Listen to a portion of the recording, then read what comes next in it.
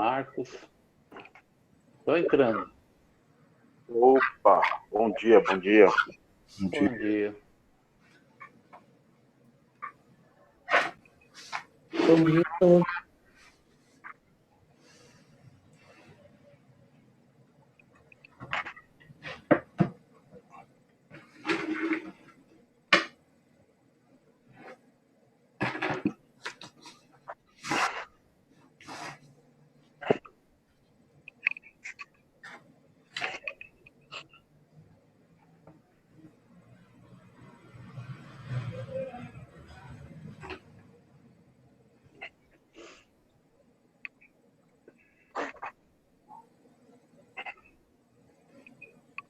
Nossa, encaixou aí.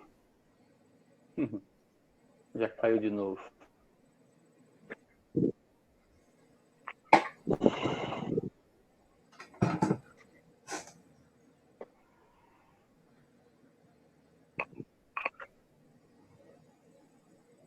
Muito bem, vamos orar para começar, queridos?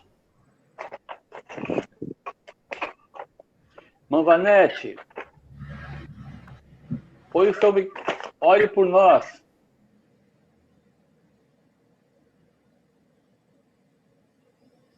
Consegue tirar o mudo? Já tirei. Isso. Vamos orar. Ore conosco. Pai maravilhoso, muito obrigada, Senhor Deus, por esse momento precioso, passado na tua presença, por tudo, ó Pai, que o Senhor tem feito por nós, ó Pai. Agora, Pai, abençoa essa aula, Senhor, abençoa o teu servo, Senhor esteja abençoando ele, dando muita sabedoria para ele, ó Pai, e a cada um de nós, ó Pai, que nós possamos entender a tua palavra e pôr em prática nas nossas vidas, Senhor. Louvado e engrandecido seja o teu santo nome. Em nome de Jesus eu oro agradecida por tudo, Pai. Amém. Amém. Obrigado, irmã. Muito bem. Quero começar nessa manhã, dentro da nossa caminhada à vida de Cristo, aquele material que eu entrego toda semana, entreguei para os que estavam semana passada, sobre a semana 6. E aí, quem está com o material na mão, por favor, abra aí para a gente poder dar uma olhadinha. Nós falamos, esse material que foi entregue, é a leitura dos evangelhos, lá em Lucas 10 até o Lucas 13, e também de João capítulo 7 até João capítulo 10, finalzinho do capítulo 10 também. E nós estamos dentro daquele período, né, nessa leitura, dentro do período do ministério do Senhor Jesus Cristo, que ele enfrentou bastante oposição, né, juntamente com o seu ministério de anunciar o reino, de evangelizar as pessoas, de demonstrar compaixão. Ele sofreu muita oposição. E essa leitura que vocês puderam estar fazendo fala sobre este momento, né, do ministério do Senhor Jesus Cristo. Então, dentro desse material que vocês leram, tem alguns destaques, né, que é importante a gente sempre lembrar, né? É um momento, um relato que vai apresentar, né, o Senhor vai falar, né, de que Ele é a luz do mundo, né, de que Ele é a água da vida, vai usar aquela ideia também das ovelhas, e o Senhor como o nosso único e verdadeiro pastor, né? Ele vai designar também um momento especial, né, que Ele envia, né, 72 pessoas, 72 homens, para proclamar o reino de Deus. Ele continua o treinamento, né, dos seus discípulos, né? Essa leitura mostra um pouco mais essa realidade de que o Senhor escolheu aqueles, né, para estarem com Ele, para andar com Ele, né, para viver, conviver, aprender do Senhor. É neste momento também, neste período do ministério do Senhor, né, que ele fala um pouco mais, encoraja um pouco mais os seus discípulos e as pessoas, a nós, indiretamente, na persistência da oração. Ele dá um modelo de oração, ele os adverte, né, contra a hipocrisia, né, contra a cobiça, e também é um alerta do Senhor, né? Ele encoraja neste período e nesta leitura que nós fizemos, né, a todos nós a sermos vigilantes, a sermos fiéis enquanto aguardamos a vinda do reino de Deus em toda a sua plenitude. Então, ele, nesses sermões que ele profere, né, ele fala, né, e avisa, alerta, né, sobre o julgamento, né, sobre aqueles que eram os impenitentes, que não se arrependiam, de que não confiavam e não acreditaram no Messias, não acreditaram no Senhor. Né? E dentro dessa leitura tem aquela passagem muito especial que vocês conhecem, que é a parábola do bom samaritano. Né? Então, nos ensinando, nos mostrando para nós, né, sobre a preocupação com o nosso próximo, né, com as pessoas, né, que ele então ensina quem é o nosso próximo, né, fazendo cair por terra, né, toda e qualquer barreira, né, de preconceito, de acepção de pessoas, né? Então ele nos leva, né, a entender um pouco mais essa realidade de quem é o meu próximo, e daí a parábola do bom samaritano, nos impedindo, na verdade, né, de fazer qualquer tipo de acepção por raça, por nacionalidade, por cor, ou qualquer outra coisa que nos impeça de ir em busca daquele que o Senhor coloca ao nosso lado. Então, essa demonstração de compaixão, uma demonstração de amor, de cuidado, né? Então, essa parábola aí que está lá em Lucas capítulo 10, nos desafia, né, a praticar atos de bondade, atos de misericórdia, tá? E o Senhor sempre nos dá oportunidades de assim fazê-lo, né? Então, guardemos isso no coração, né, de que o Senhor nos dá as oportunidades de nós praticarmos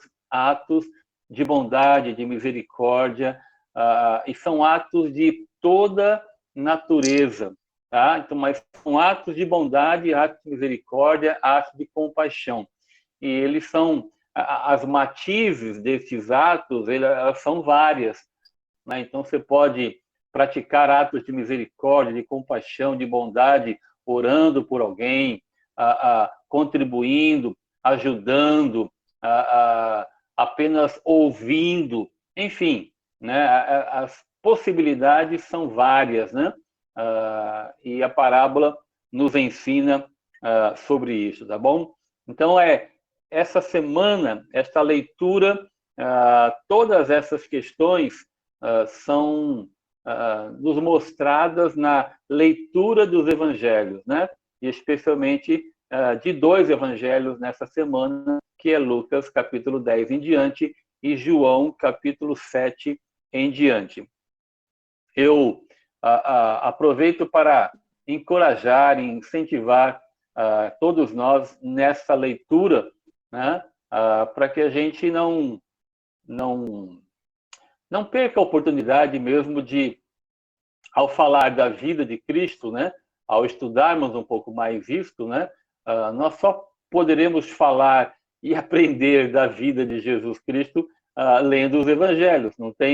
Nós não aprendemos a vida de Cristo aqui, somente na escola bíblica, né? Nós aprendemos sobre a vida do nosso Salvador lendo a história que ele deixou revelada, ele próprio deixou escrita escrito, e assim aprove ao Senhor deixar revelado nos evangelhos a vida dele. Então, se eu quero aprender sobre a vida de Cristo, eu preciso dedicar tempo à leitura dos evangelhos, tá bom? Então, encorajo vocês. Nós estamos na 6ª semana, são 9 semanas, né, especialmente deste material que eu tenho compartilhado com vocês. São 9 semanas, então, invista tempo. Certamente nós temos este tempo, então queria encorajar você a fazer isso. Dentro deste material tem algumas questões de discussão, né? Então agora eu vou pedir que vocês abram o microfone quando quiserem falar, né? Porque tem pelo menos 3 perguntas que eu queria que a gente colocasse assim, né, como uma discussão, e aqueles que fizeram, aqueles que estavam a semana passada, pudessem compartilhar aquilo que aprenderam, aquilo que pensam, tá bom?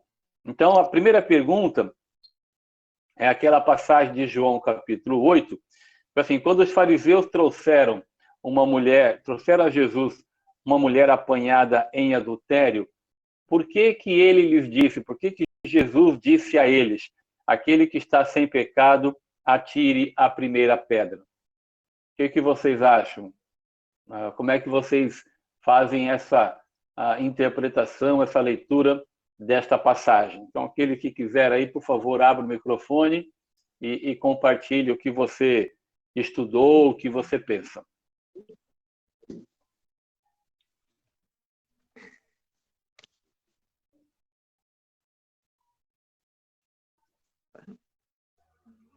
Porque todos pecaram e destituídos estão da glória de Deus. Então, Jesus disse a eles que aquele que está sem pecado atire a primeira pedra. Significa que nenhum deles poderia atirar a primeira pedra, nenhum deles estaria sem pecado. Todos são pecadores, todos nós somos pecadores e nenhum de nós tem a autonomia, a autoridade, né, de atirar a primeira pedra, né? Se alguém poderia atirar uma pedra, né, neste princípio, seria o próprio Senhor, né, porque ele viveu sem pecado. Muito bem, a segunda. No início de João 9, Jesus e os discípulos encontraram um homem que havia nascido cego. Por que você acha que os discípulos presumiram que a cegueira do homem era o resultado do pecado? Por que você acha que os discípulos presumiram que a cegueira do homem era resultado de pecado? Outra pessoa, sem ser o Edson e Maria José, outro irmão, outra irmã, responda, compartilhe aí, por favor.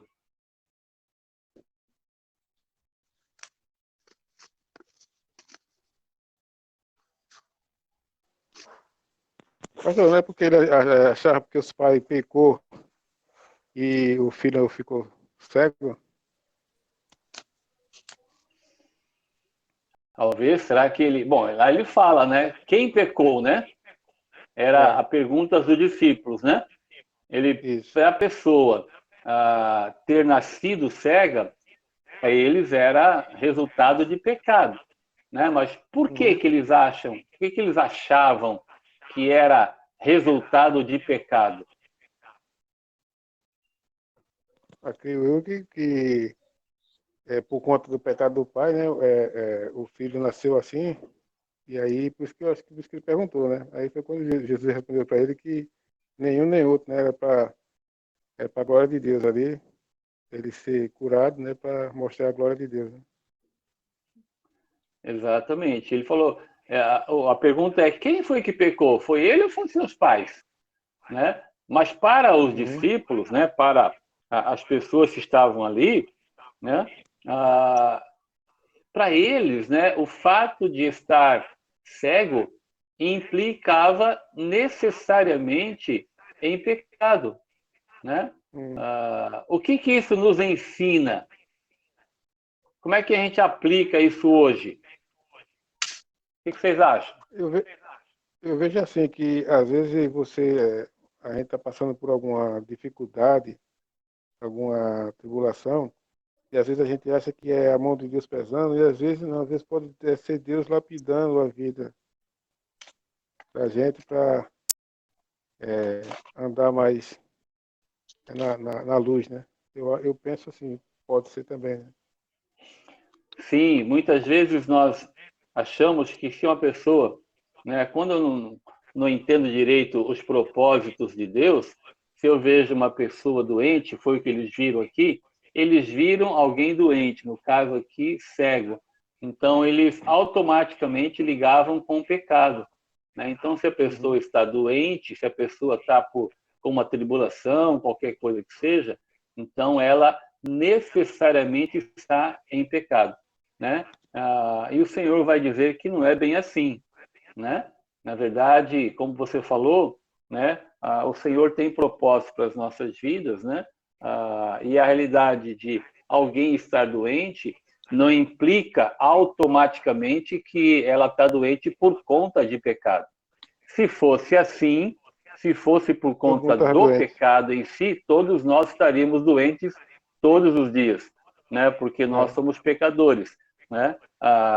Mas a história, né, do jovem cego aqui, né, entre tantas lições que nós temos, uma delas é que não é necessariamente desse jeito, né? Pelo contrário, né, aquilo que acontece, ou até a própria doença, é para que se manifeste a glória de Deus, né? Para que o Senhor seja glorificado. Mas vocês percebem que a própria a maneira dos discípulos pensarem, né, era a maneira, né, de que as pessoas da época pensavam, né? Eles ligavam sempre, né, essa situação de doença ou qualquer outra coisa com o pecado. E o Senhor vem para corrigir essa visão, vem para mostrar que não é bem assim. Então, o Senhor ensina, né, de maneira diferente. É muito interessante quando o Senhor queria ensinar alguma coisa para os discípulos, para todos que estavam ali certamente vendo, né? E neste momento aqui, ele não o faz em uma parábola, ele não o faz no Sermão do Monte, né? Corrigindo a visão, a cosmovisão das pessoas, ele o faz, né? Usando ali uma situação real, né? Ele ensina os discípulos e as pessoas através de um fato, através da história de uma pessoa que é, no caso,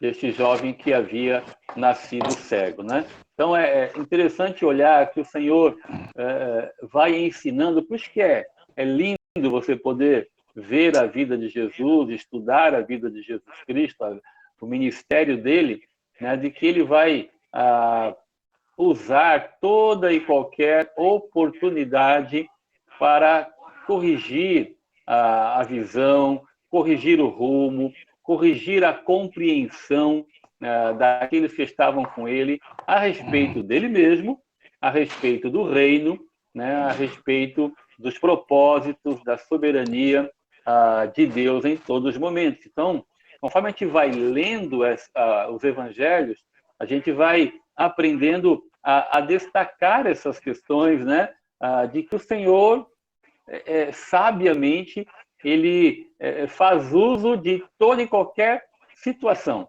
né? E ele tem várias estratégias, né? Percebe, então, como eu estou enfatizando, né, de que há momentos que o Senhor senta no monte lá e fala com o povo, né? Senta e fala, olha, falaram assim para vocês, mas eu vou corrigir, né? Vou interpretar corretamente. E aí, tem horas que ele chega e ensina, né, os seus discípulos, como, por exemplo, aqui, né, de um fato real, de uma história em que eles estavam vendo e certamente pensavam de maneira errada. E o Senhor, então, corrige essa situação. Muito bem. A terceira pergunta, né, aquela passagem de Lucas capítulo 10 ainda também, né, você se acha mais como Maria ocupada com Cristo ou Marta ocupada para Cristo, ocupada por Cristo? Né? Esta é uma pergunta reflexiva para você e para mim, né, que muitas vezes nós encontramos tempo, né, para ficar ocupados por Cristo, né, mas nós não encontramos tempo para ficar ocupados com Cristo, né, na nossa intimidade, na nossa comunhão, no nosso tempo com o Senhor. E eu quero aplicar esta verdade aqui, essa passagem de Marta e Maria, tão conhecida de nós todos, né? Para tratar com o meu e com o teu coração, né? Numa possível resposta lá dentro, quando nós falamos da leitura de Lucas 10 e de João, né? Nós passamos uma semana e talvez você não tenha encontrado tempo para estar com Cristo, né? Talvez você tenha passado uma semana muito mais como Marta, né? Encontrando tempo para tantas coisas, né? E até achando que estava dando tempo para o Senhor, né? Quando no fundo você não estava dando tempo com o Senhor, né? Então eu queria implicar isso para você e para mim, que muitas vezes nós achamos tempo para tantas coisas, e eu não sei o que você respondeu aí no teu íntimo, quando eu perguntei, você conseguiu ler Lucas 10 até 13 e João 7 até 10, né? Então eu tenho respondido, não tive tempo de fazê-lo, né? E, na verdade, né, significa que eu não tenho sido como Maria, né, ao longo da minha semana, né? Aí você pode falar assim, mas eu já estou fazendo tanta coisa, já estou fazendo a leitura da Bíblia, né? Já estou lendo 3 capítulos por dia, e eu não consigo encontrar tempo, né, para a leitura, por exemplo, da vida de Jesus Cristo, né? Isso significa que nós ainda, né, estamos andando muito mais como Marta do que como Maria, né? As duas estavam trabalhando, né, para Jesus, né? Mas o que o Senhor ensina ali é que a preocupação e o que ele queria destacar é que Maria estava trabalhando ou ouvindo ao Senhor, dedicando tempo para estar com Ele e não tempo para Ele, né? Por Ele, né? Então nós podemos facilmente, muito facilmente, nós podemos nos encontrar num ativismo, achando que estamos fazendo as coisas para o Senhor, quando o Senhor fala assim, olha, eu quero você muito mais aqui do meu lado, conversando, orando, lendo, estudando, dedicando um tempo para a comunhão íntima com Ele, né? Então, vamos pensar um pouco nisso mais nessa semana que estamos iniciando, né, para que a gente corrija o rumo se for necessário. Lembre sempre disso, né? Todos nós lembremos sempre disso, né? A história que o Senhor deixou de Marta e Maria, né, é para nos alertar, né, e para nos desafiar, né, de que a correria, o dia a dia, a gente se deixar, a gente vai passar mais uma semana sem este tempo com o nosso Salvador, né? Certamente você é como eu e eu sou como você, né? E nós sempre encontramos tempo para tanta coisa e a gente, se deixar, vive um ativismo, né? Ainda mais nos tempos que estamos vivendo hoje, que a gente olha para o nosso dia e parece que passa muito rápido. Não é verdade? Parece que passa muito rápido. né? Hoje nós estamos novamente no domingo, né? E nem parece que passou uma semana, né? Parece que a semana é de 4, de 5 dias, não mais de 7, aparentemente, né?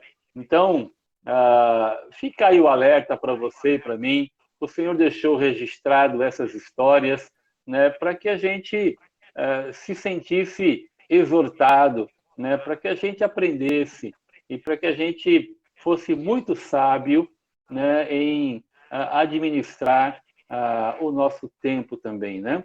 Então, eu sei que você é igual a mim, né? E que se eu realmente olhar para o meu dia, né? E separar aquele tempo para o Senhor, para estar com Ele, certamente tudo o mais, né? Todas as outras tarefas, né? Elas serão realizadas, né? E eu creio sinceramente nisso, né? De que todas as demais tarefas, né? Tudo aquilo que está na minha agenda, tudo aquilo que eu tenho que fazer todos os dias, e todos nós temos, né? Elas serão realizadas com muito mais graça, com muito mais alegria, quando nós fazemos essas coisas em consequência ou como fruto, né, de um tempo de qualidade com o Senhor. Então, pense nisso, priorize essas coisas e certamente você será muito mais abençoado. Muito bem, vamos para as perguntinhas, né? Quem está com o material aí, por favor, responda para nós aqui. E você que está sem o material, por alguma razão você não estava semana passada, eu vou ler as perguntas e aí você, se quiser responder, nos ajude aí, tá bom? A pergunta primeira, né, a primeira número 1 desta semana é: o que Jesus quis dizer quando prometeu que a água viva fluiria daqueles que crescem nele? Então, tem 4 possibilidades aí. Eu vou ler e aí você preste um pouquinho de atenção e responda. Primeira, depois que Jesus foi glorificado, os crentes receberiam o Espírito Santo. Segunda, ele estava deixando os crentes saberem que eles deveriam tomar a comunhão regularmente. Ele estava endossando o batismo por imersão.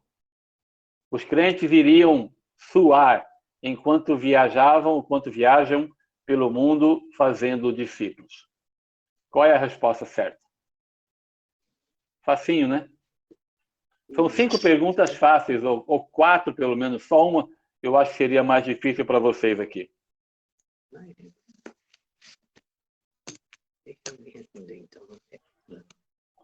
Resposta? A primeira.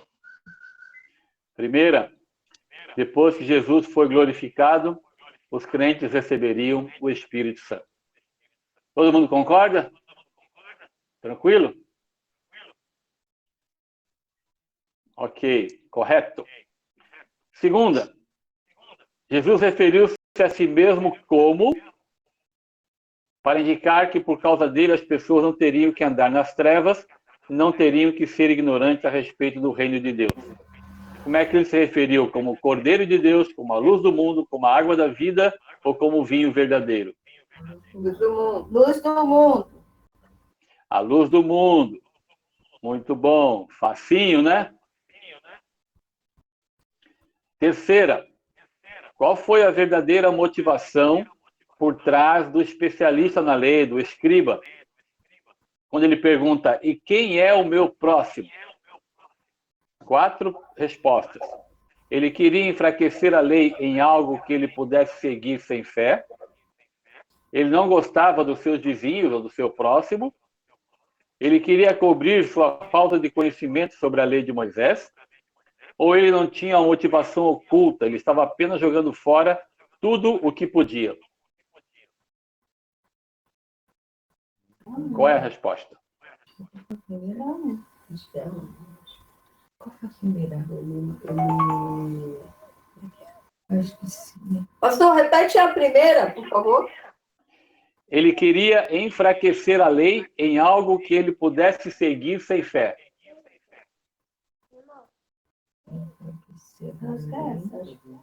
A segunda é ele não gostava do seu vizinho, do próximo. Ele queria cobrir sua falta de conhecimento sobre a lei de Moisés. Ou a última, ele não tinha uma motivação oculta. Ele estava apenas jogando fora tudo aquilo que ele podia, daquilo que ele queria. Estou entre a 1 e a última. Terceira. Acho complicada a resposta assim. Na minha opinião, era a terceira. A terceira. E os outros? Eu estou entre a 1 e a 4. A 1 e a 4. Ou ele queria enfraquecer a lei para não seguir com fé, ou ele não tinha uma motivação oculta. Ele estava jogando fora aquilo que para ele era possível. Eu acho que é a 1. A primeira. 1, 3 e 4, né? Aí o que responderam. Repete a 1, pastor. A resposta é 1. Ele queria enfraquecer a lei em algo que ele pudesse seguir sem fé. Não tinha fé, sim. Não, tá, por isso que eu falei que eu acho que é 4. Mas ele não tinha fé. Mas ele não tinha fé. Uhum. Eu acho que é a primeira. A primeira. Ok. A resposta correta mesmo é a primeira. Né? Ele queria enfraquecer a lei, né? Ele queria diminuir a lei em alguma coisa que para ele fosse possível, né, seguir sem fé. Né? Ele conhecia a lei de Moisés, né, mas ele, né, a interpretava de maneira errada. Né?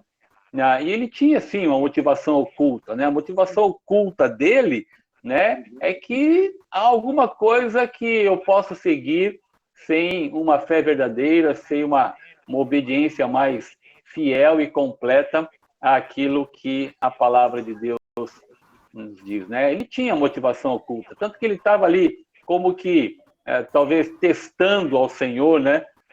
Como em muitas ocasiões os escribas, fariseus, eles estavam querendo testar ao Senhor sobre aquilo que o Senhor havia ensinado. Muito bem, a quarta. Presta atenção aí, vocês que estão ouvindo. Muito legal. Obrigado aí por estar com atenção. Em Lucas capítulo 11, Jesus condena os fariseus com uma passagem conhecida como os 6 ais. Né? O ai daqueles, ai dessa geração. Qual das alternativas não... presta atenção. Qual das alternativas não está na lista de condenações? Tá bom? Nestes 6 ais, qual deles não está? Então, vou ler bem devagar. Os fariseus dizimavam cuidadosamente as ervas, né, do jardim, o cominho, né? Mas negligenciavam a justiça e o amor de Deus. Então, eles dizimavam, né, mas negligenciavam a justiça e o amor de Deus. Esta é a primeira. Segunda, eles adoravam os lugares de honra nas sinagogas, mas eles eram como túmulos, sepulcros caiados, espalhando contaminação. Essa é a segunda. Terceira, eles pegaram uma mulher em adultério e escolheram mostrar misericórdia a ela em vez de apedrejá-la. E a quarta, eles construíram tumbas, sepulcros, em homenagem aos profetas que seus antepassados mataram. Enquanto isso, eles planejavam matar o Messias. Qual delas não está na lista de condenações? É a terceira. A terceira? Tudo bem? Acho que é o terceiro. Facinha, né? Esta é molezinha, né? Pegaram a mulher adultério e escolheram mostrar misericórdia. A gente sabe que a história é bem diferente. Muito bem. E a última é mais fácil ainda, porque é tolice confiar em bens materiais. Os humanos são mais do que corpos físicos, também temos necessidades espirituais. Deus provê para toda a sua criação. As posses não podem impedir você da morte? Ou a última, tudo acima? Esquisito, não é remédio. E aí, qual é a resposta para vocês? Tudo acima. Tudo acima. Ok? Tudo acima. Ok. Tudo acima. Fechou? Essa é a resposta, né? Todas as três primeiras estão corretas mesmo, nos ensinando que é tolice confiar em bens materiais. Ainda bem que hoje não teve pegadinha, né, Marcos? Não teve pegadinha, né? É. Muito bem. À noite eu entrego, então, para vocês aí a semana 7. Tá bom? Semana 7 eu entrego hoje à noite, se Deus permitir. E aí nós estamos chegando, pelo menos quase ao final aí desse estudo sobre a vida do Senhor, à luz dos evangelhos, né? Então, mais uma vez, eu peço encarecidamente, né, que você possa dedicar um tempo para a leitura, né, destas passagens que são destacadas na semana, para que a gente conheça mais a respeito do nosso Salvador. Muito bem, eu quero terminar um pouquinho. A semana passada, nós começamos a falar um pouquinho do texto bíblico, de alguns textos bíblicos, né? O acontecimento em si e qual foi a estratégia de Jesus, né? Então, tem algumas perguntas aí, eu queria terminar a outra página. Nós fomos até o texto de Marcos 1, 40 a 45, e teríamos mais 3 textos para nós estudarmos aqui. Eu quero fechar isso aí. Então, quem está comigo aí, o material que eu entreguei na outra semana, né, há 15 dias, e aqueles que não receberam, né, dá para você pegar o texto bíblico, eu vou ler com vocês, e aí eu vou fazer as perguntinhas que estão no material para você que está comigo nessa manhã, e por alguma razão não tem estas folhas, tá bom?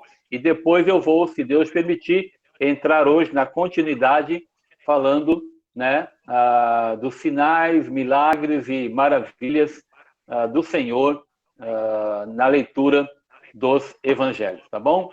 Então, eu vou precisar, né, nós vamos precisar aqui, e eu queria pedir para vocês que todos nós participássemos, né?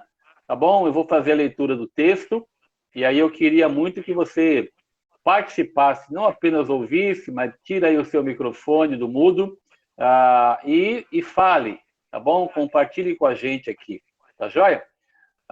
Nós estamos dentro de algumas passagens para entender um pouco mais a estratégia que Jesus usou para demonstrar compaixão, para anunciar o reino, né, para mostrar, né, e para testificar que ele era o Messias, tá bom? Então, essas passagens são algumas, né, alguns exemplos para que a gente possa aprender um pouco mais como é que Jesus fez, né? E aí aplicar a nossa vida, aplicar a nossa comunhão uns com os outros, a nossa estratégia de falar de Jesus para as pessoas, tá bom? Então, é nesse sentido que esses textos se encontram aí, tá bom? A primeira está lá em Marcos, capítulo 2.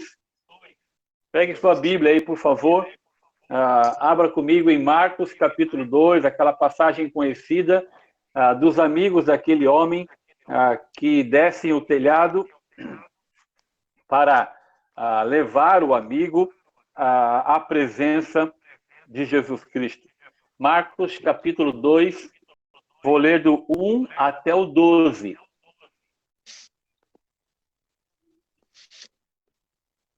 Marcos 2, de 1 a 12.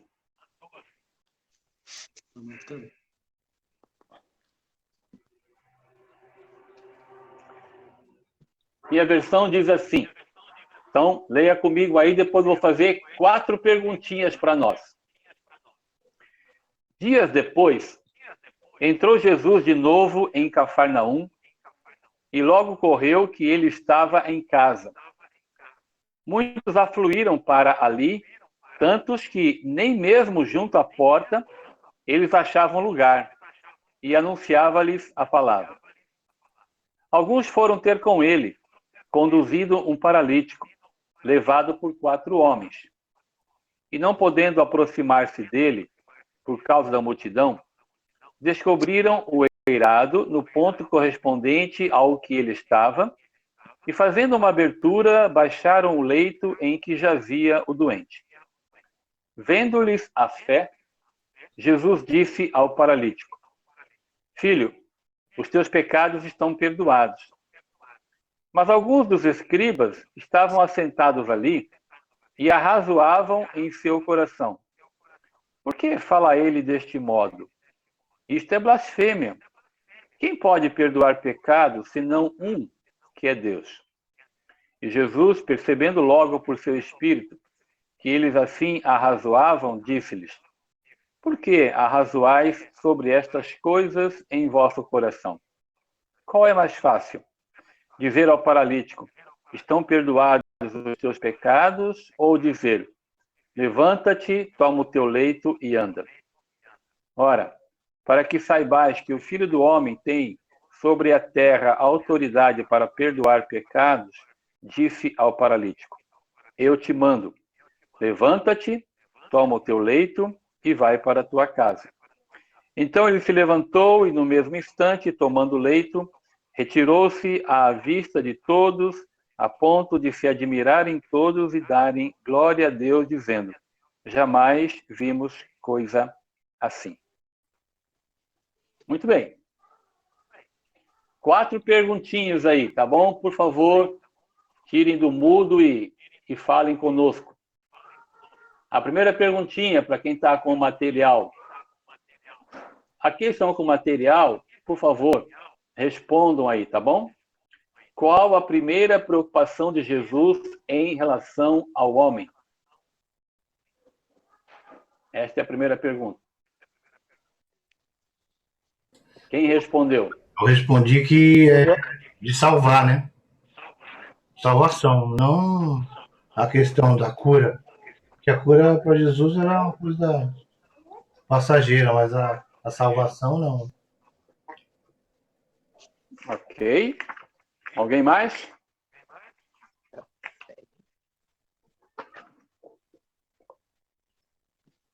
Concordo.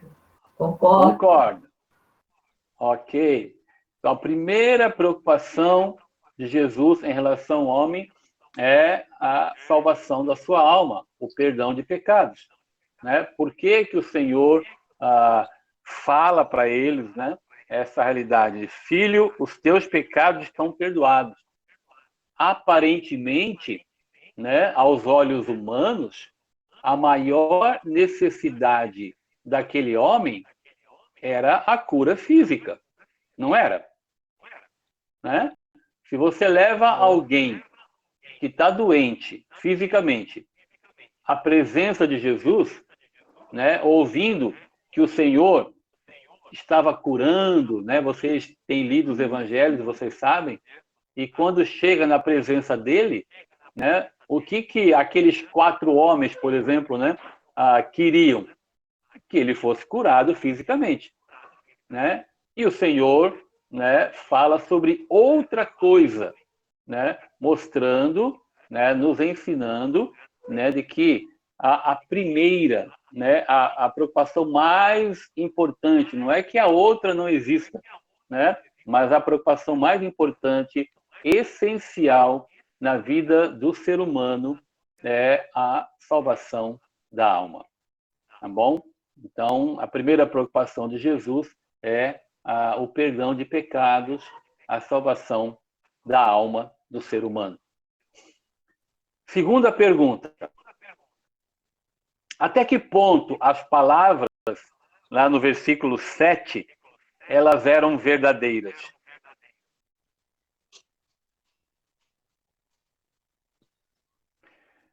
Por que ele fala deste modo? Isto é blasfêmia.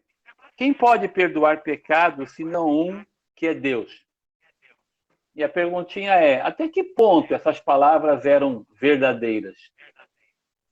O que pode perdoar pecado é Deus, né? Que Jesus Cristo é Deus. Então, essas palavras eram verdadeiras? Sim. Sim. Sim ou Pode não? perdoar pecado é Deus. Sim. Sim. Sim. Sim. Sim. Ok? 100% verdadeiro. É isso. Eram verdadeiras, né? No sentido de que, olha, só quem pode perdoar pecados é Deus. Então, o que esse homem está fazendo, né? Então, a frase deles, né, a segunda parte da frase, né, era verdadeira. Só quem pode perdoar pecados é Deus. Sim, isto é verdade, né? A parte negativa, né, da história é de que é aquilo que o Senhor vai dizer e vai mostrar na frente lá, né? Realmente, só quem pode perdoar pecados é Deus, e eu sou Deus, né? Então, aí por isso que ele vai ensinar esta verdade, né? Eles estavam, aqueles fariseus, eles estavam questionando, né, a divindade de Jesus Cristo, tá? Mas o que eles estavam dizendo é verdade, né? Só quem pode perdoar pecados é Deus mesmo, né? Só que eles estavam ainda questionando a realidade da divindade do Senhor Jesus Cristo. Muito bom. Terceira perguntinha. De que forma a autoridade de Jesus foi ampliada com este acontecimento? Quando ele mandou ele levantar, pegar o leito e ir para casa. Ok, legal. Tá? A autoridade dele para curar, né, foi demonstrada logo em seguida, né? Então, como é que vocês respondem à pergunta de Jesus? O que vocês acham? Ele pergunta assim, o que é mais fácil? Ele fala, dizer ao paralítico estão perdoados ou levanta, toma o teu leito e anda? Se você fosse responder, o que você diria? Qual é mais fácil? Você perdoar os pecados? Seria curar, né? Talvez. Tem duas opiniões aí. Então, porque eu acho assim, o que eles reclamam tanto Aos olhos humanos, é por causa do aos olhos humanos perdoar os pecados, né? o esforço que eles fizeram para levar o homem, trazer o homem, fazer um buraco e colocar. Então, estavam dando tanta importância para isso. O esforço que eles fizeram, imagina, pegar um cara, fazer um buraco e colocar o cara, o peso do cara lá. Então, eles falaram, pô, o cara chega e fala, estou perdoando teu pecado, em vez de curar o cara, o esforço que a gente fez aqui, e ele fala, tá perdoando teu pecado, e não curou ele. Entendeu? Então, eles ficaram... É complicado, né? Eles ficaram... Mas a pergunta é o mais fácil, né? Qual é mais fácil? Perdoar pecados ou levanta e anda? Acho que é levanta. Qual é mais fácil? Para Jesus não tem dificuldade nenhuma, uma ou outra ele resolve de qualquer jeito. Não, sim. Não, mas a pergunta foi feita pelo próprio Jesus Cristo. O próprio Jesus. Ele conhece o coração. E ele perguntou, o que é mais fácil? Perdoar pecados ou levanta, toma o teu leite e anda? Então, eles estavam questionando justamente isso, né? Aquela que o pastor falou anteriormente, que eles estavam falando que quem pode perdoar é Deus. Então, é mais fácil falar daquela outra maneira, pega o teu leito, né? No pensamento deles. E aí, alguém mais quer contribuir? Pastor, eu posso falar um Oi. pouquinho? Claro, deve. Eu estou ouvindo todas as perguntas que o senhor está fazendo e algumas a resposta já está evidente, né? Só que eu não consigo fazer uma resposta sem olhar o contexto. Porque em Cafarnaum, Jesus leu o rolo do livro de Isaías, capítulo 61, e ele disse que se cumpriu aquela promessa. Libertar os cativos, né? Apregoar o ano aceitável do Senhor, o dia da vingança do nosso Deus, e consolar todos os que choram. E ele foi enxotado da sinagoga. Um outro texto paralelo a esse vai dizer que em Cafarnaum ele não fez muitos milagres por não ter visto a credulidade do povo. E o texto em específico que o senhor está citando, ele estava em Cafarnaum, e o que aqueles fariseus estavam fazendo na casa? Então eles estavam ali com um propósito de pegar Jesus em alguma palavra. E eu creio que através dos evangelhos, Jesus sempre provocou, não no sentido negativo, mas positivo, para estimular o raciocínio deles, né? Por exemplo, ele podia falar, como ele já tinha feito tantas vezes, pega, toma aqui e anda. Mas ele usou a expressão pecados justamente para identificar o seu ministério. O Cordeiro de Deus que tira os pecados do mundo, o pecado do mundo.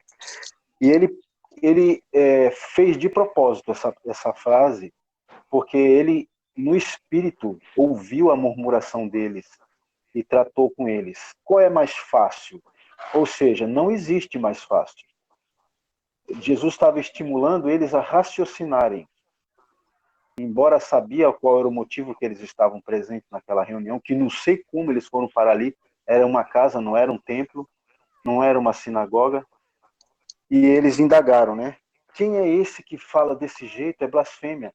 Porque pecados só são perdoados por Deus.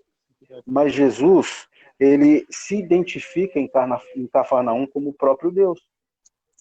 O que é mais fácil dizer? Estão perdoados os teus pecados ou levanta e anda? Nenhum dos dois é mais fácil. E Jesus provou, através da atitude, da ação milagrosa, que ele faz os dois. Entendeu? Então Sim, pode terminar. Então, eu estou raciocinando aqui com essa pergunta que o senhor fez. Entendi. Então, quando ele pergunta o que é mais fácil, entre tantas coisas que a gente pode aí conjecturar, e como vocês têm falado, né, a ideia é assim, o que é mais fácil, o que pode ser comprovado? O que é mais fácil? Né?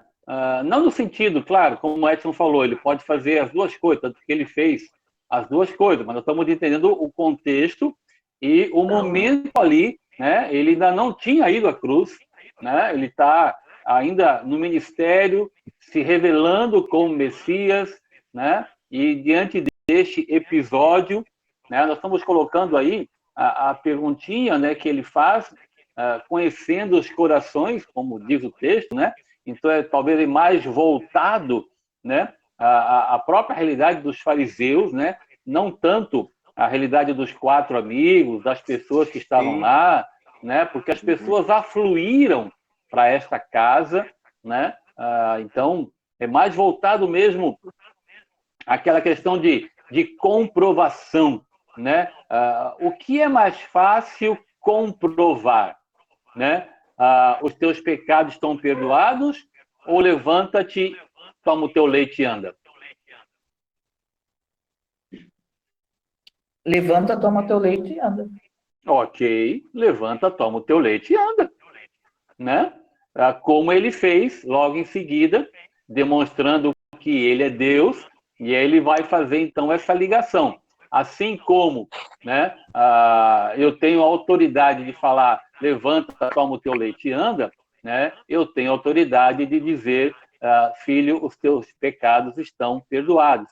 Então, aos nossos olhos humanos, né, é mais fácil eu dizer, olha, né, levanta, toma o teu leite e anda, porque você vai ver isto, né? Você vai enxergar essa realidade. Agora, a outra parte, filhos, teus pecados estão perdoados, quem que vai enxergar isso aí? Eu só posso enxergar pela fé. Eu só posso crer pela fé que os meus pecados estão perdoados, porque isso não é uma manifestação visível por enquanto.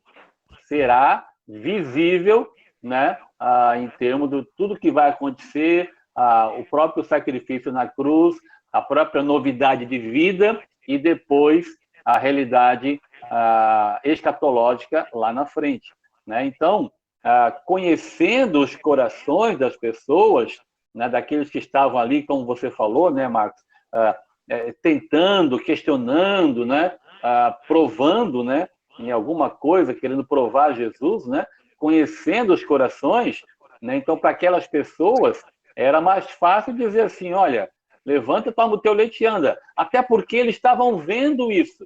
O Senhor estava curando pessoas, né? Então, eles sabiam que o Senhor tinha feito isso, né? Mas, olha, perdoar pecados? Espera um pouquinho. Então, aquele que está curando as pessoas, né? A ligação normal, até daqueles que conheciam o Antigo Testamento, a ligação normal seria, né, este que cura só pode ser Deus, né? Só pode vir de Deus, como disse Nicodemos. Nicodemos vai procurar Jesus lá na noite e vai falar assim, Senhor, o que o Senhor está fazendo, né, o Senhor só pode ser de Deus, porque não tem como fazer essas coisas se não for de Deus, se não for Deus, né? Que deveria ser aquele primeiro raciocínio dos que argumentavam, né? Ou dos que arvoravam conhecer o Antigo Testamento, conhecer a Bíblia, né? Então, não seria normal pensar assim, puxa, só pode ser de Deus, né? Este que faz essas coisas, né? Que poder que ele faz, que poder que ele tem, mas infelizmente, como nós conhecemos em outra passagem, eles vão ligar, né? Por mais estranho que seja para nós, eles vão ligar aquilo que Jesus está fazendo com o poder do inimigo, com o poder de Satanás. É estranho para nós, mas é assim que Deus deixou revelado, né? Então, aos nossos olhos, né, parece mais fácil, né? Não mais fácil no sentido de que ele pode fazer isso, não pode fazer aquilo, não é isso.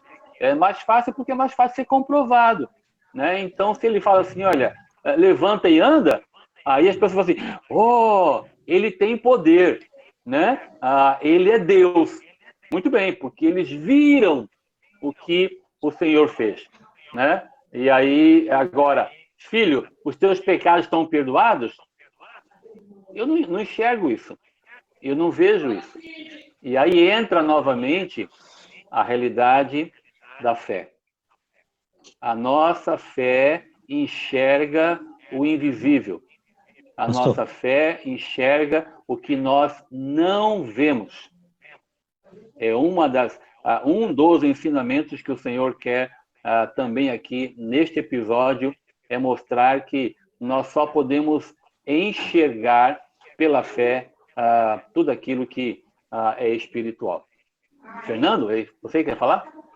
Isso. Diga, querido.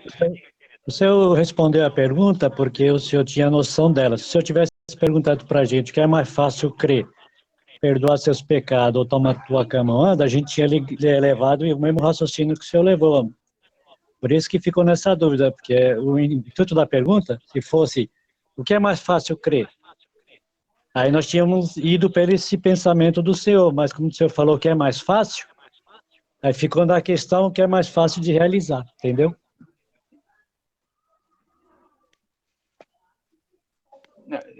Confesso que eu não entendi muito o seu argumento. né? Não, mas se o senhor perguntasse o que é mais fácil O que é crer, mais fácil crer? como o senhor leu, foi a linha que o senhor tomou agora da resposta, né? É mais fácil crer o que a gente está vendo, né, que foi o paralítico levantar, do que crer os pecados dele estão sendo perdoados. Agora, quando o senhor pergunta o que é mais fácil levantar ou perdoar, a gente ficou na dúvida do que é mais fácil do Senhor Jesus fazer, entendeu? Entendi. Mas Entendeu? entendi, mas a pergunta de Jesus, ele usa o mesmo verbo. Ele não fala entre crer e fazer. Não, mas o raciocínio que o senhor tomou foi para dos nossos olhos, que é mais fácil perdoar para Jesus, é perdoar os pecados ou curar? Entendeu o que eu estou dizendo? Entendi. Entendeu? Tá, mas entendi. A pergunta de Jesus é: o que é mais fácil dizer? Não, a pergunta de Jesus nós entendemos, o que nós não tínhamos Ok. entendido é a pergunta do Senhor, para nós. Ah, é? Aí O que eu era mais perguntei fácil? diferente? O que era mais fácil, nós entendemos que era mais fácil para Jesus, era curar ou perdoar o pecado. Pelo menos a resposta foi mais ou menos nessa linha aqui, no que eu entendi do pessoal. Isso significa que quando Jesus pergunta o que é mais fácil, dizer uma coisa ou dizer outra, seria a segunda? É isso ou tu concorda com todo mundo? Não, pastor, você não está entendendo. Eu não estou questionando o que Jesus. Eu estou dizendo o que Jesus disse. Eu estou dizendo o que o senhor perguntou para a gente. Tá bom. Então estamos juntos? Estamos. Estamos, tá bom. Obrigado, querido. Tá bom. Joia. Tá Eu falei só da legal. pergunta. Eu falei só da pergunta, não do que Jesus fez. Tá bom. Tá legal. Muito bem. A quarta pergunta dentro deste mesmo episódio.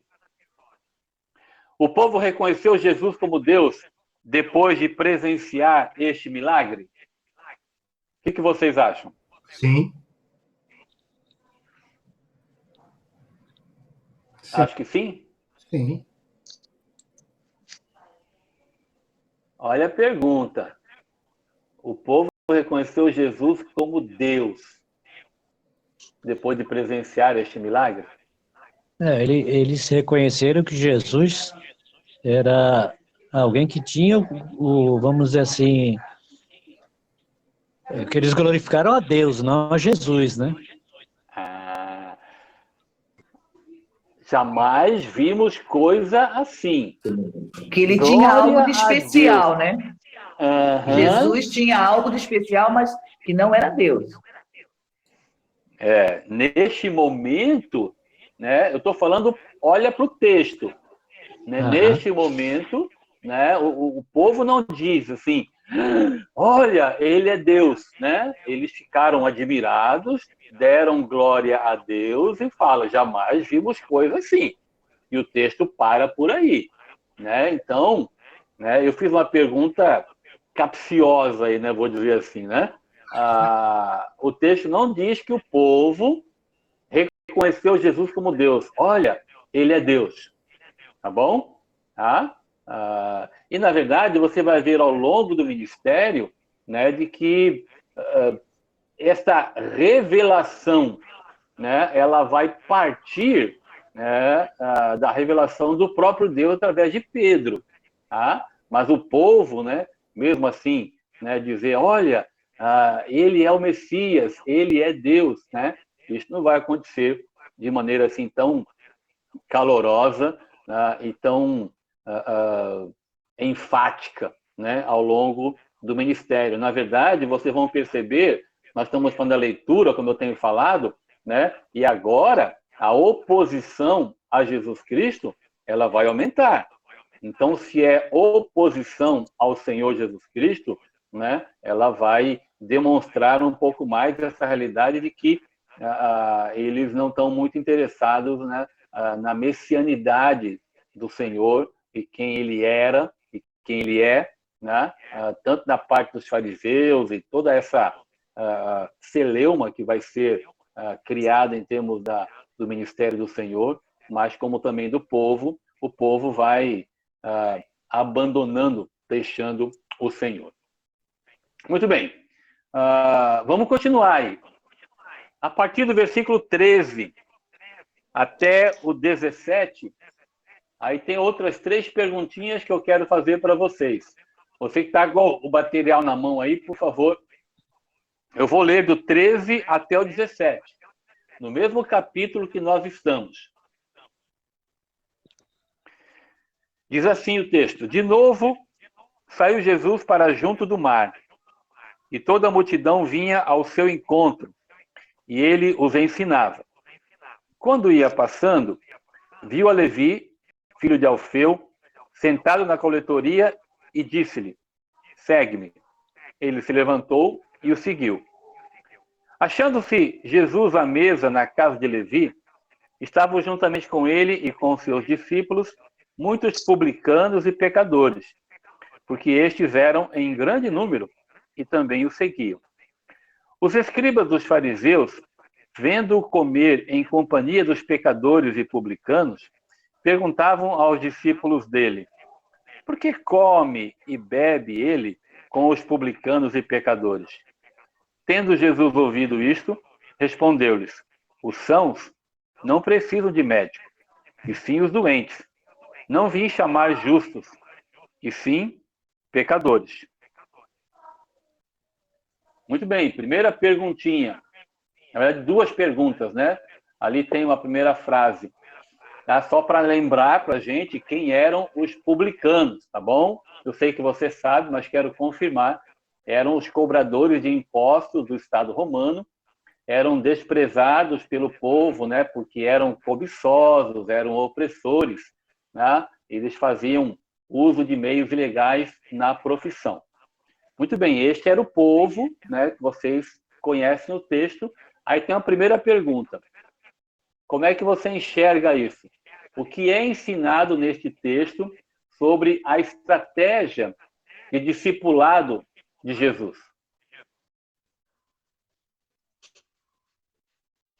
Qual a estratégia que o Senhor usa, né, para acompanhar pessoas, para discipular pessoas?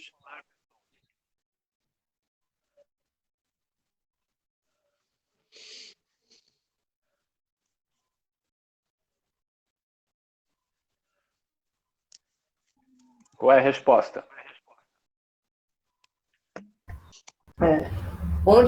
Onde abundou o pecado, superabundou o amor de Deus. Quanto mais necessitados, mais o amor de Deus alcança. Ok. Tá? Eram pessoas desprezadas pela sociedade, e o Senhor vai até eles. O Senhor os alcança com o seu amor. Mas em termos deste discipulado aqui, a história fala de que o Senhor chama Levi, né? E depois está na casa dele, né? Está dentro da casa dele com outros publicanos, né? Tanto que os homens, né, escribas e fariseus ficam admirados no mau sentido, né? Eles ficam admirados assim, como é que pode? Como é que este homem come com aqueles que são pecadores, com aqueles que são desprezados pela sociedade? Tá? Mas o Senhor traz aí, entre tantas coisas, né, um ensino, uma estratégia, né, para a questão do discipulado de pessoas. E qual é a estratégia aqui?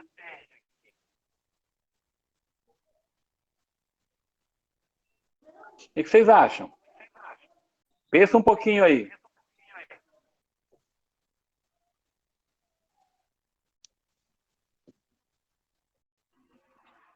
Pastor, Oi. eu entendo que a estratégia que Jesus Cristo usou e nos ensina é de humildade, por conta de estar com pessoas que não tinham nada a ver com, vamos dizer assim, o propósito do povo de Israel, de judeus, né?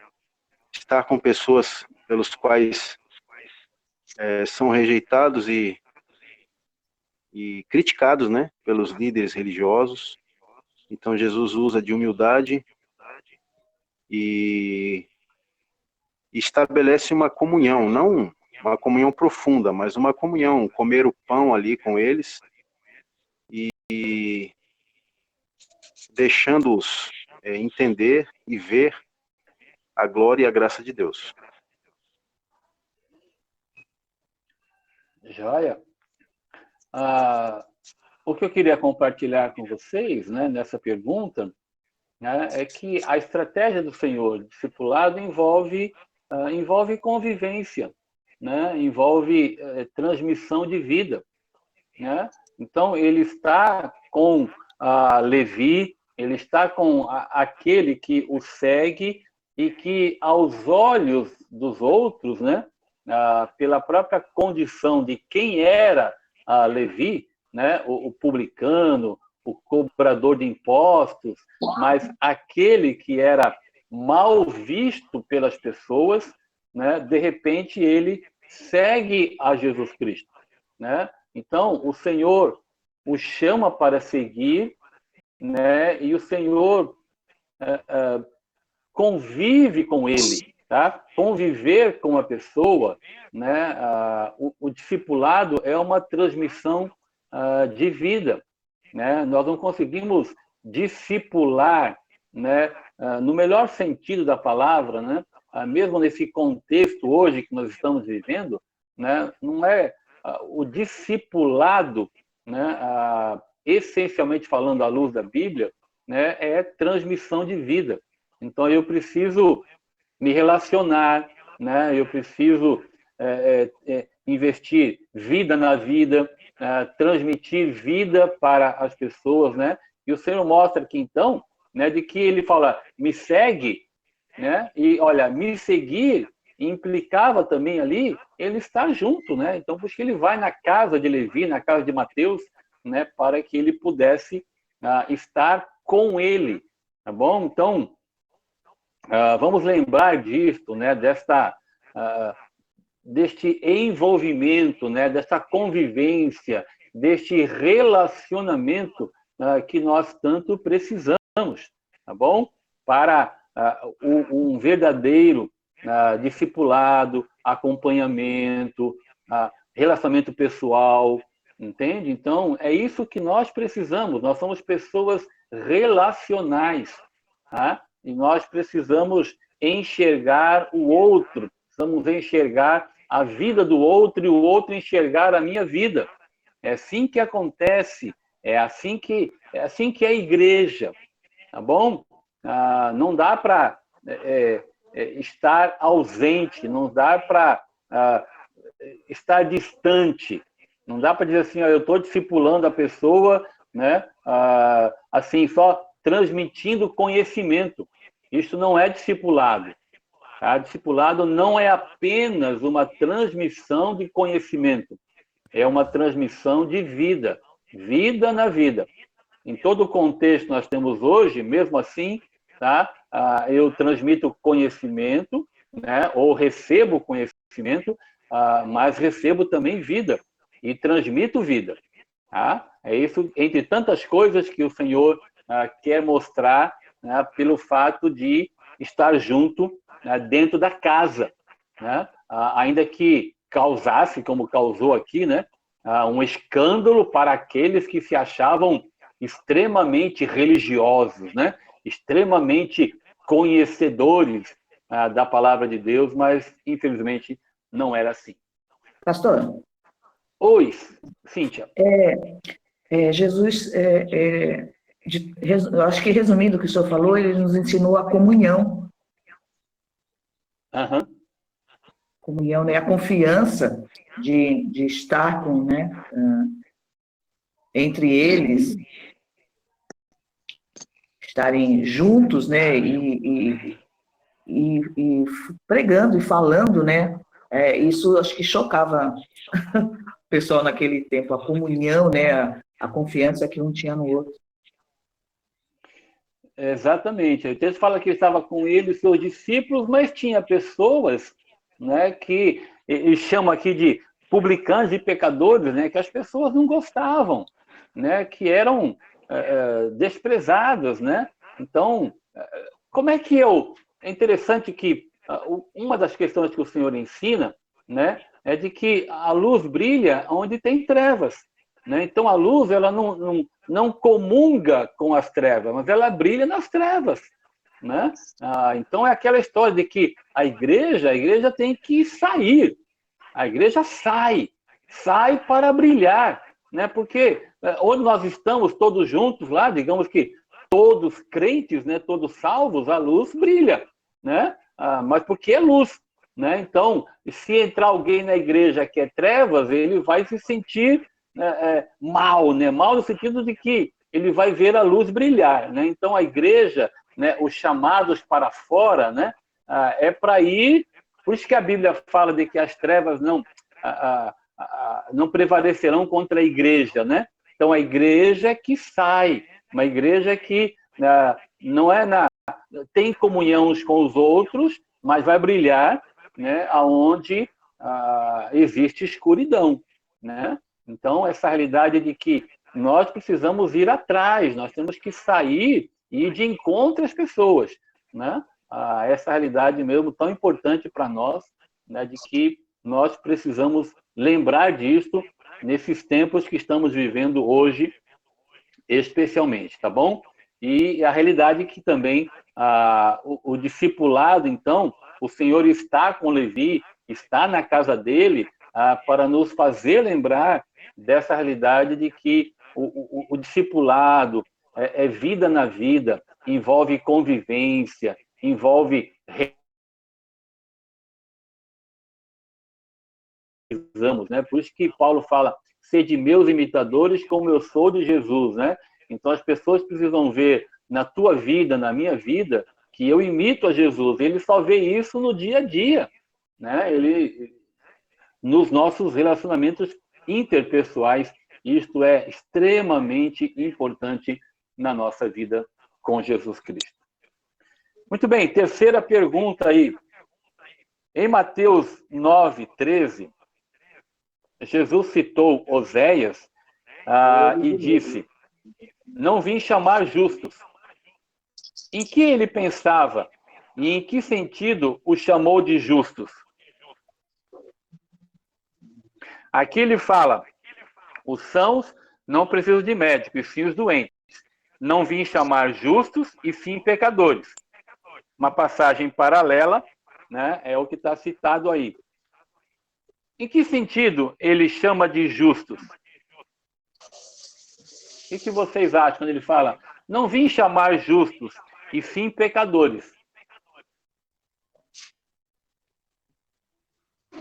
Porque não havia nenhum justo. Oi? Porque não havia nenhum justo onde ele estava. Ok, né? A Bíblia fala que não há um justo sequer, né? Romanos Pastor, capítulo bom 3. dia. É a Patrícia aqui. Oi, Patrícia, fale. Então, no sentido da pessoa se achar justa, né? Legal, muito bom, né? O Senhor está se referindo àqueles que se auto-justificavam. Isso. Muito 10, né? Interessante o Senhor falar isso, né? Eu não vim chamar aqueles que se acham justos, né? Falando dos escribas, dos fariseus, né? E de tantas outras pessoas, né? No nosso dia a dia, né? De que se acha justo, né? Porque né, não comete aqueles pecados que o mundo acha que são pecados maiores ou não, né? Então eu não faço isso, não faço aquilo, né? Isto, né? Então se eu não faço isso ou aquilo, né? Eu sou uma pessoa boa. E se eu sou uma pessoa boa, eu sou uma pessoa justificada. E se eu sou uma pessoa justificada porque eu não cometo, né, aqueles pecados que os outros cometem, então eu tenho merecidamente um lugarzinho no céu. Né? Então, o Senhor vem dizer que essas pessoas, né, se acham autojustificáveis. Então, ele fala, eu não vim chamar essas pessoas, eu vim chamar os pecadores, eu vim chamar aqueles que entendem que não há um justo sequer, né, e que são pecadores, e todos são pecadores, e longe estamos da glória de Deus, tá bom? Então, é lembrar um pouco isso, né, de que nós não somos autojustificáveis, né? Nós precisamos da justificação que o Senhor Deus oferece no seu Filho através do sacrifício de Jesus Cristo, tá bom? Por isso que ele fala que nós somos justificados pela graça, pelo sacrifício do Senhor. Muito bem. E aí eu queria encerrar, nosso tempo está chegando ao final aí, quase, no capítulo 3, dos versículos 7 a 12, tem uma outra passagem, e aí tem algumas perguntinhas para nós. Marcos 3, de 7 a 12.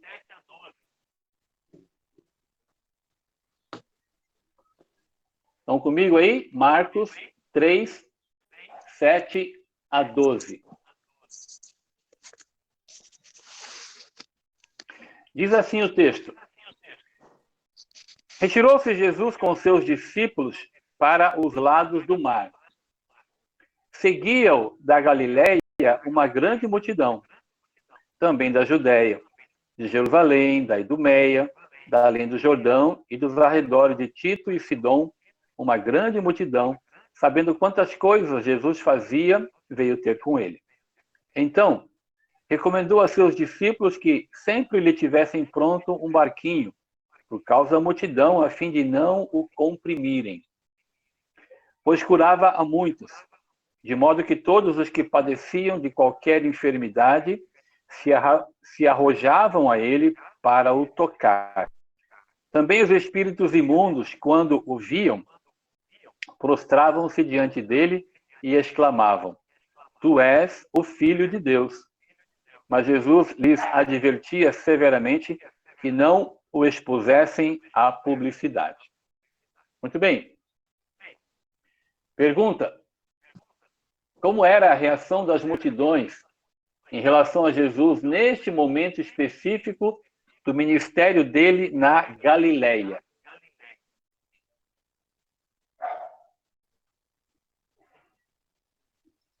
Quem respondeu aí? Quem fez a tarefinha? Eles queriam tocar Jesus para ser curado.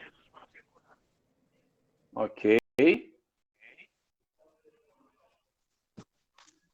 Então, a reação da multidão, das pessoas, né, era a busca de uma manifestação do poder dele nas curas. Então, o Senhor ainda, neste momento aqui, ele está caminhando dentro de uma popularidade, né? Então, as pessoas o buscavam, né?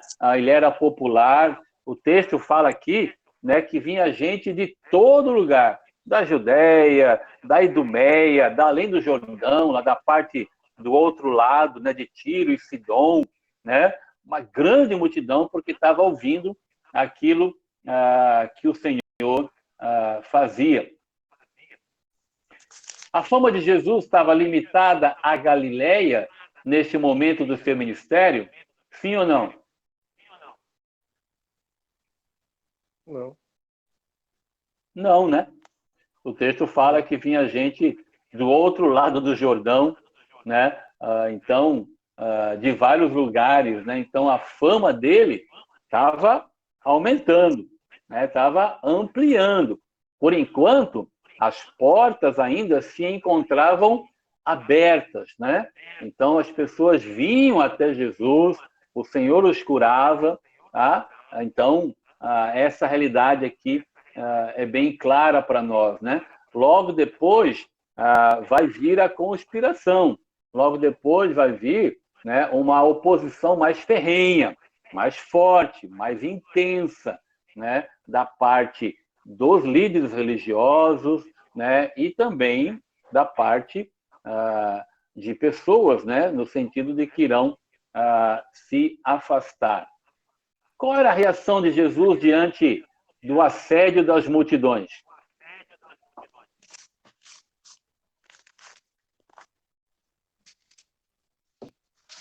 O que vocês acham? Como é que ele reagia?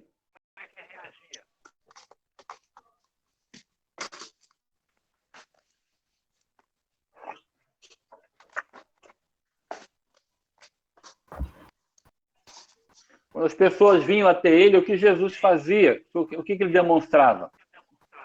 A resposta é bem óbvia, queridos. Ele demonstrava compaixão, amor, né? Aqueles a quem buscavam ao Senhor, né? Ele demonstrava compaixão, ele os curava, né? Então, a estratégia do Senhor, nós estamos falando aqui, pensando um pouquinho mais juntos, né?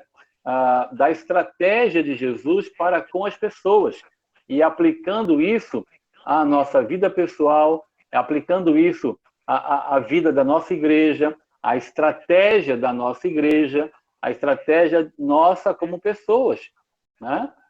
Então, o Senhor aqui, né? Ele tinha compaixão das pessoas.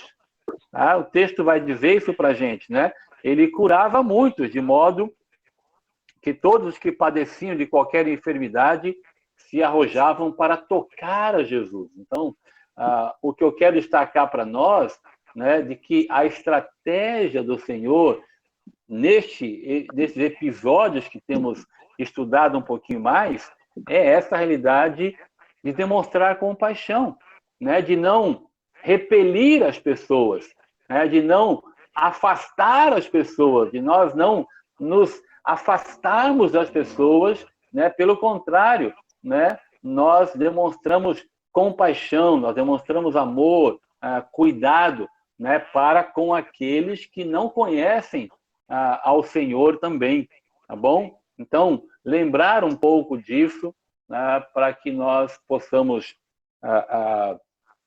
diante de tanto sofrimento, tantas situações que a gente vive, nós sermos pessoas relacionais, sermos pessoas intencionais, né? Sermos cristãos que brilham no meio da escuridão, sermos pessoas, sermos uma igreja em que a gente possa sair, né? E demonstrar compaixão, amor e cuidado para com aqueles a quem o Senhor enviar, né? E aqueles a quem também nós estaremos buscando, né? Saindo portas afora, saindo para compartilhar do Evangelho, seja como igreja mesmo, e seja como pessoas, né? No nosso dia a dia, a gente possa ter os nossos olhos voltados, né?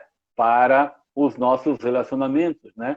Não sermos pessoas voltadas para nós mesmos, né? Voltado para o nosso interior, mas voltado para os outros, voltado para as pessoas, tá? E assim, brilhando a luz de Cristo, sendo essa candeia, né? Colocada sobre o monte e não uma vida debaixo do alqueire, né? Uma luz debaixo da cama, escondida, né? Nós precisamos brilhar, nós precisamos anunciar, nós precisamos revelar, né, o amor do Senhor. E a gente olha aqui a estratégia de Jesus, ainda que ele fosse, né, vamos olhar aqui e fazer uma pequena implicação para o nosso dia a dia. O Senhor era prudente, né, na questão da aglomeração, vou dizer assim. Vamos aplicar e contextualizar para o nosso dia a dia hoje, né? O Senhor era prudente para evitar aglomeração, para evitar toda aquela situação que poderia dificultar, né, a questão dele acompanhar as pessoas. Ele fala assim, olha, deixa um barquinho pronto aí, porque as pessoas vão me comprimir, né? Então deixa um barquinho pronto para eu poder ficar afastado das pessoas. Então o Senhor mostrava a prudência, né, para evitar a aglomeração, né? Mas nem por isso ele deixava de fazer as coisas, né? Nem por isso ele deixava de demonstrar compaixão para as pessoas. Ele só fala assim, olha, vamos nos preparar para acompanhar pessoas, vamos nos preparar para amar, para cuidar, né? Para demonstrar compaixão para as pessoas. Vamos nos preparar para isto, tá bom? Então, olha, como é que a gente pode fazer? No contexto aqui de Jesus, os discípulos, né? Deixa um barquinho pronto, né? Ali no mar, onde as pessoas não vão se achegar, vão ficar mais ali na parte da areia, coisa assim, né? E aí ele vai conseguir falar, até porque, vocês sabem, né? Num contexto de natureza, né? A voz, ela se propaga melhor, né? Na questão da água, né? Vê como o Senhor é maravilhoso e sabe na própria natureza, né? Então, nós também hoje podemos implicar isso para nós, né? Nós nos preparamos, nós nos adequamos à realidade hoje, né? Mas isso nunca pode nos impedir de anunciar, de falar, de ir atrás, né? Com prudência, com sabedoria, mas as coisas estão aí e nós precisamos, né, prudentemente nos adequar a uma realidade, mas nunca, em nenhum momento, deixar de fazer aquilo que temos que fazer. Então, o Senhor aqui neste episódio, né, ele se prevenia, mas ele anunciava. Ele se prevenia, mas ele amava. Mas ele demonstrava compaixão, ele se compadecia. E assim você e eu também. Nós também como igreja. Nós não podemos nos calar, nós não podemos nos esconder, né? Nós temos que fazer as coisas, nós temos que, né, preparar o nosso barquinho, né, mas anunciar este evangelho, né, com toda a sabedoria que Deus nos concede. Muito bem. Alguém quer contribuir com alguma coisa? Alguém quer completar? Senão a gente fecha um pouquinho nossa aula aí, já são 11h40 e eu não quero tomar muito o nosso tempo fora. Alguém quer falar alguma coisa?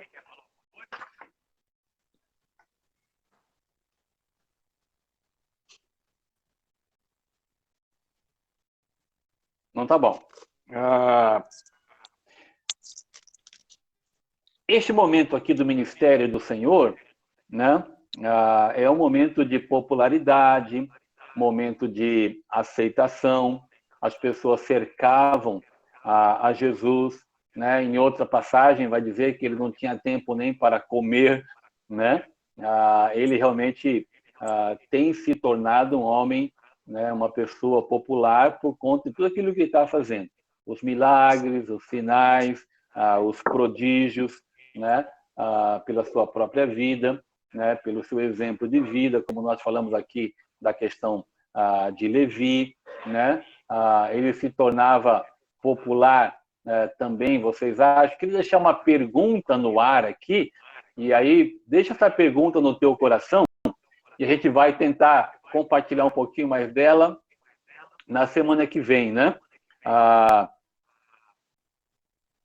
Por que isso estava acontecendo com o Senhor? Será que a proposta de vida dele para as pessoas era popular? Será que a proposta de vida que ele anunciava era uma proposta atraente para as pessoas? Não precisa responder agora, deixa isso no teu coração, pensa um pouquinho, né, para a gente tentar responder juntos na semana que vem, né? A popularidade dele estava envolvida em que aspecto ou em quais aspectos? Você acha que a popularidade dele estava envolvida nessa proposta de vida que ele tinha? Ou em outras coisas? Pensa nisso e a semana que vem a gente conversa um pouco mais a respeito, falando um pouquinho mais sobre essa continuidade. Tá ok? Ô, Paulo Rogério, você fala muito, viu, cara?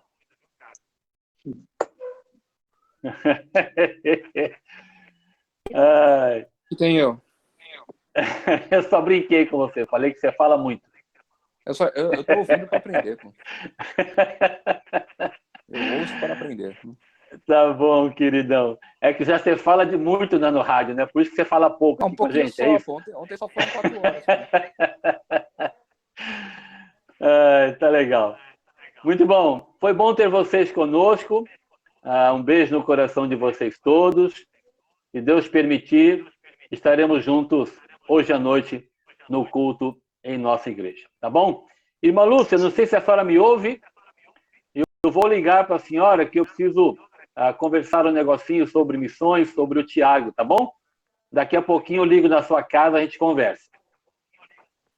Tá legal? Posso fazê-lo?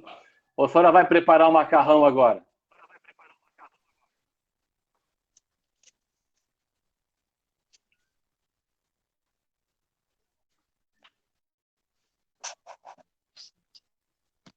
Posso?